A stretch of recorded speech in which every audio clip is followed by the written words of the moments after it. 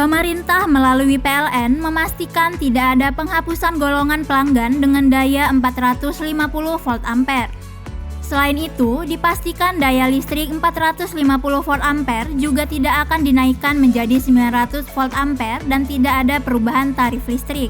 Hal itu disampaikan PLN melalui unggahan di akun Instagram resminya @pln_id pada Sabtu 17 September 2022. Dalam rapat panitia kerja antara DPR dan Badan Kebijakan Fiskal Kementerian Keuangan pada Senin 12 September 2022, tidak ada pembahasan secara formal atau agenda tentang pengalihan daya listrik 450 volt ampere ke 900 volt ampere. Dituliskan bahwa PLN terus berkoordinasi dan berkomunikasi dengan masyarakat untuk melindungi masyarakat dalam mendapatkan listrik. PLN memastikan pelayanan kelistrikan di tanah air tetap andal dan optimal. Sebelumnya, isu penghapusan golongan pelanggan daya 450 volt ampere sempat ramai dibicarakan. Isu ini bermula dari usulan Banggar DPR Republik Indonesia agar daya 450 volt ampere dihapus untuk kelompok rumah tangga miskin dan dialihkan ke daya listrik 900 volt ampere.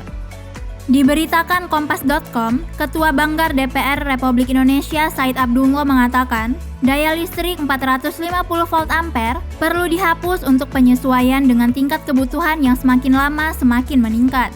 Akan tetapi, hal itu menurutnya tidak akan dieksekusi dalam waktu dekat ini, karena membutuhkan data penerima subsidi.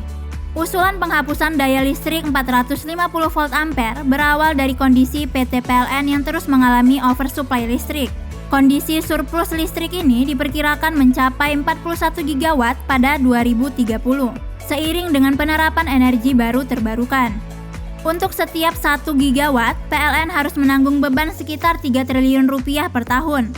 Lantaran dalam kontrak jual beli listrik dengan produsen listrik swasta terdapat skema take or pay. Artinya, PLN tetap harus membayar sesuai kontrak meski listrik yang diproduksi IPP tidak terpakai.